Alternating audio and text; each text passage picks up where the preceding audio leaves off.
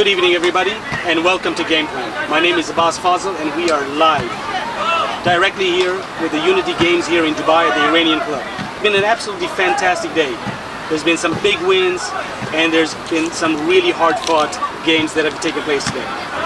Throughout the day, we've seen cheers, loud screams, everybody talking about it, and as you can hear as we speak, teams going after it and wanting that win real badly. Today, we are talking to Mujtaba Walji. He is the team manager for Mombasa. Welcome, Mujtaba. How are you? How are you doing? How well? I'm doing okay. Your boss is very well. Thank you very much for that. So far, so good. Fantastic. I'm really glad that you are enjoying it. The big thing, Mujtaba, is that we've come from a long way. Okay, we have known many things that the Mombasa team have gone out for, are famous for. Let me ask you one question.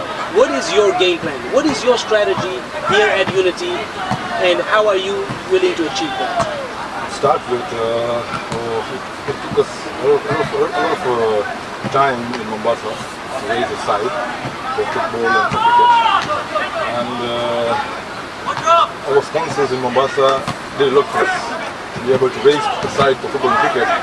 Our management of the Mombasa Jackal Sports Club was the mark as well. And various distinguished sponsors came out of their way to support us so that we were able to raise a side. You know, Mombasa, most of the youth have migrated to overseas countries for education, which is reasonable estimation. So we have tried our level best to see the boys who are there, try and encourage them to continue the sports that we've been having for so many years. You know, Mombasa has a rich history of sure sports. Does, yeah. So we tried our best. The sponsors helped us. Our Jamaat as well as the committee of Japanese Sports Club, we were very supportive. And with that, we tried to raise two sides. We also brought in our ex-Mombasa boys, who are now studying in UK, who had to offer them an opportunity to also play in these games. They didn't have an opportunity in Stanmore, so Dubai Jamaat allowed us Dubai Unity Games organizers allowed us to also give them a chance to play. That way we were able to raise two sides. That's really good, because you know what we've seen is that there's this major rivalry between Mombasa and Nairobi at all times, which is very healthy, you know, and overall I see this continuous fight that takes place between, of course it's a friendly fight, but there's always this fight to win. Okay, so let me ask you, past festivals, what mistakes do you think the Mombasa team has made, and how are you changing it this time? As far as mistakes are concerned, mistakes happen in every game. They are unavoidable. Sometimes people get caught out because of physical fitness. Sometimes, but there's a better team that we face. Sometimes we didn't train well before the games. But all in all, the main purpose of us coming here is to come to know other teams as well, come to know our community, first of all, from various parts of the world. We want our boys to mingle with them, such that, because most of these boys end up studying in overseas countries. So when they meet here, they try to make contacts, learn what is one of the situation, how is overseas. When they finish their education in Mombasa, they're already prepared. They know they've met somebody there, they've talked to him, they've met him, and that's the main thing from this festival. First of all, for people to meet. I've met so many friends here who are so Mombasa it's about before. unity. It's about unity. It's about trying to enhance the relationship that we have been having for the past year. All these boys who have been here from Stanmore, most of them have been in Mombasa. And after almost 10 to 15 years, I come to meet them at Unity Games. Well, you know, this was lovely. To be honest, it was a fantastic feeling to see most of these boys who were previously in Mombasa now settled down in Stanmore, studying there, well settled. To meet them here was lovely. And that's great, because I think Unity has been a strong platform, and you're right. Some of my very good friends, Jody being one of them, very close friend of mine, obviously from Mombasa. He talks about what he did, how he played, and how his football level came up stronger and stronger, and how Mombasa has always been, yes, the principal place of where he learned how to play, and how you guys are still a threat as a team to him, which is great. With me is Mujtaba Walji. We'll have a quick message from our sponsors, who has made this platform possible for us to unite, to become one as a community. We'll be back in a few minutes. Hi, good evening. I'm here with one of our sponsors, Mr. Hamad Ali Rashid. Being a sponsor of this event, what motivated you to sponsor the event? Well, it is really important for our youth and everybody in our community to get together and get to know each other for the future of our community, for growth in our community. So we found, and we at Credo thought that it would be really important for unity amongst us. That is the main reason for us to sponsor this event. Excellent. And are you satisfied with what you've done for your sponsorship and the overall setup and atmosphere? More than we've paid for. Excellent, excellent. And I'm looking forward to your continuous support to the community. Inshallah. And we'll look for a couple of more Unity games together. Inshallah. Thank you very much. It's been a great pleasure. This is Naisam Ismail for the media team, Unity Games 2015.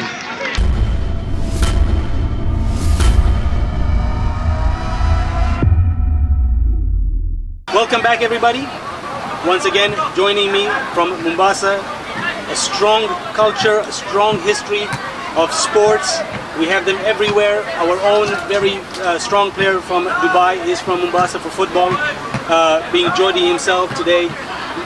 Joining me again, Mujtaba Walji. Mujtaba, let me ask you some more difficult questions. As far as, granted, Dubai allowed you to stand more players to join Mombasa. Now, do you have enough people in Mombasa to make your teams? Why I ask that is, was your selection fair? Well, yes, we do have enough boys in Mombasa. The problem, as I explained to you earlier, we have an age gap. You see, when most of our students come out from school, O-levels, A-levels, they migrate to Toronto or to UK to go and study. So what happens is, the generation from 35 onwards has remained in Mombasa, and the generation from 10 to 15 has stayed in Mombasa. The moment they reach 15, 16, finish the O-levels, they're out. So we're left with 10-year-old boys and or 40 and above. So that way, you see, it's that gap. To cover that gap, we had to allow more room for all those players who had gone, to allow them also to join us in play. That's understood. That was the main reason. And besides, those boys were ex-Mombasa boys, and they did not have a platform in the countries they were playing with a chance. We offered them that opportunity. They were very happy. They came here and they've enjoyed. But I'm glad that you say that, because even as I've grown up, Mombasa has always been known as a strong contender when it comes to football.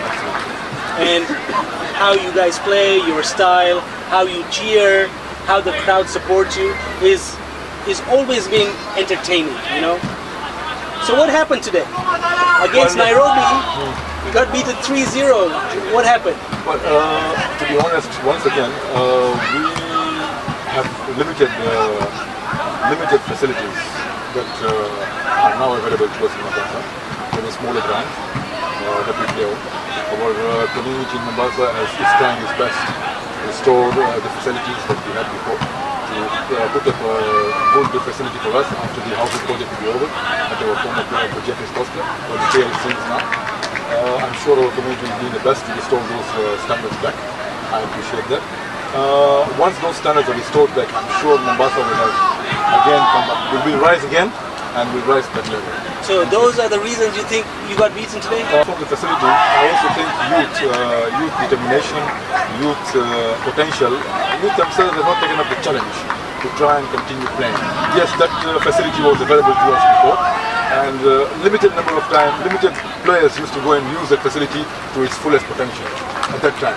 Okay, one of the reasons being, as I told you, migration has been a lot. Yes. Yeah, and we've been left with young children, around 10 to 12 year olds. At the moment, I'll tell you, we are playing at Jeffrey's Jeffrey Professional Studies Ground, Chips. Yeah, that's where we're playing at the moment. It's a smaller ground, much smaller as compared to this one. But if you go on Saturdays, you'll see we've got 50 boys of 10-year-olds, and we've got 10 boys in the age between 15 and 20. So you can see the gap. Now, because of that gap, our game has started slightly going down. But we will pick up ourselves up. I know the community, our elders, will restore some facility. From time from now, they will do their best to give us the football pitch, the volleyball pitch, the cricket pitch. We will rise again, and we will, inshallah, if there's the next festival, we will pick up a petition. Wish you the best of luck with that. That brings me to my next question. Your cricket team. Now, I say this because there's a lot of talk, and I'm sure you've heard about it. And I ask you directly, and that is why the message probably goes out. You have picked certain Nairobi players to play. Okay, some people say good, some people say bad. Okay, of course, you will always have two different, sides to a coin. How do you feel about this? First of all, the purpose of me picking some Nairobi players, if you look at my selection, I have picked a former Kenyan national captain. That's right. And currently, one of the players who is playing in Kenya, the son. That's right. In my team, I have got certain youngsters who are also having the potential to go to that level. So my reason was for them to have exposure to those professionals, look at how they behave, how they play, so that even they lift up their game. When I go back to Mombasa, those boys will give me a better game. They will now want to showcase their talent after having looked at how professionals conduct themselves on the ground, off the ground, how they play the game. That is the whole purpose for me to take them up, number one. Number two is for them to share their experience. Asif Karim, today was his first game for us. Really, the amount of input that we got from him and my fellow youngsters was a lot. And playing with seasoned players, obviously, it goes ahead and sets up the rest to start thinking like them, playing like them, and that's what you're trying to do. You're trying to nurture them with these professionals almost in the tips he gave us from the time you were in the bus until the time we reached the ground and in the changing room, remarkable. I'll tell you, there are things that I kept in Mombasa, Mombasa Jeffrey in Mombasa, but there are things I didn't even know about. The way he approached the team in the bus, the way he talked to us, then to take in the changing room, the way he talked to us, the way he made the free placings, all those tips. Some things which I didn't know about before, how to motivate the players, how they conducted themselves on the ground, how they moved. So all that is for me and for my youngsters who are on the ground, who are now the next generation coming in. A lot of information for them to take. If we don't take that information from them now, when will we do it? A very, very good point, and I totally agree with you on that. It's looking at the bigger picture than micromanaging at any point in time. We are on our way out. I am approaching 40 as well. I've got boys who are 17, 18, 19 in my side. And I want them to pick up some small things from professionals like those, such that tomorrow they will pass on that knowledge to ones who are coming back from behind. That is the main thing. There will be continuity. Continuity is the main thing. I will go out, somebody will continue. Somebody else will go out, somebody else will continue. That continuity has to be there. That's the objective. Mujtaba, I really like your objective. Now, Mujtaba, the other thing, with every festival, and I, as a team manager, how do you deal with this?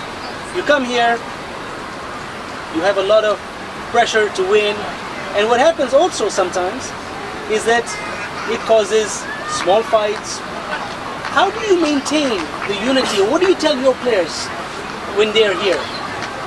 I always, after all the games, when we go back to the hotel, we have a brief chat with the players. Try and sit down. Like a debrief. Yeah, debrief. We discuss what happened in the ground. Any tempers, any players, what is the reason behind that. We discuss about these things for like 10-15 minutes, and now I try and talk to them that the purpose of this festival, yes, competition is to, on the ground, be competitive, fight it out, but off the field, you have to cool down, you have to hug your fellow mates. After the game, shake hands, hug each other, learn each other, love each other. That is the purpose of this place. Tomorrow when you come out from this ground, go to Mombasa, and if you decide to migrate overseas, or if that person comes to Mombasa and says, oh, we met Unity Games, this is my purpose. They host you. But the way you have hosted us here this time, I really appreciate. My thanks to the organizers, the sponsors. You have dealt with us in a very, very hospitable manner. The way you received us from the airport, brought us to the hotel, there was only check-in. We were supposed to check in at 2 p.m. But your organizing committee was there. They went up and down. They checked us in all time. They gave us an early check-in. We appreciate them. Thank you very much. You're going out of your way. Hats off to your organizing committee. Very well done. Mujtaba, you know one thing? You're very motivational. You keep the inspiration going. Ladies and gentlemen, Mujtaba Walji, team manager of Mombasa. This is a little token from Game Plan to you, as a big thank you for showing us the inside, showing us a bigger picture, things that we need to also learn. And if at any point in time you have any questions, please come in here, ask us. We might not have the answers, but we'll definitely find them for you. Thank you, bro. Amongst us, three guys whose birthday is today. So we'd like to celebrate tonight. Their names are Abbas Kara. Can we clap for him? Abbas, come here. And we have Abbas Ali Mushtaq Ghulam Hussain from Mombasa. That's it. And Hasnain Dirani from Leicester. Anyone else whose birthday is today? You? Asif? No, ID. Emirates ID. Emirates ID. On behalf of Unity Games, we'd like to wish them a happy birthday. And we'd like to sing for them as well. Happy birthday to you. Happy birthday to you. Questions, right? General knowledge, who's recording, right? So I'm with Muhammad Ali Karim Monty from Toronto. So I've just got some general questions, okay? Go ahead. Let's see how good you judge your general knowledge. About what? Okay, what's the size of the egg of a whale? I have no doubt about it. I have no clue, bro, no clue. Maybe this, maybe this. Do you know the biggest word in the longest word in the dictionary? Immediate. No, I'm going to say it, try and repeat it. Supercalifragilisticexpialidocious. I cannot do that. I can say it in Swahili. Can you do that in Swahili? No, can't do that. If you can do it in Swahili. Do it in Hindi. No, Hindi nahi aati humko. Hindi nahi aata? Hindi nahi aata. Okay, do you have any clue what an anteater feeds on? You lost me there. You lost me there. So do not pause this. Do not pause this. I've asked you three general knowledge questions. Do not pause this. Three general knowledge questions. Do not pause. Okay. So let me ask you a question. Okay. Alright, let's try. Because my first language is Swahili. Okay, let's see. My Swahili might not be so good, but let's go. Shoot it. Good? Yeah. What do you say? Chai in Swahili. Chai in Swahili. Chai. No? I know kahawa. So coffee, but I don't know. General knowledge question. Fail. Unfortunately, it's not in English. Thank you very much. Thank you for being with us, Brother Monty. This is Maisa Misbah from the Unity Games 2015. 40 for the media. Bye. Oh, Thank you.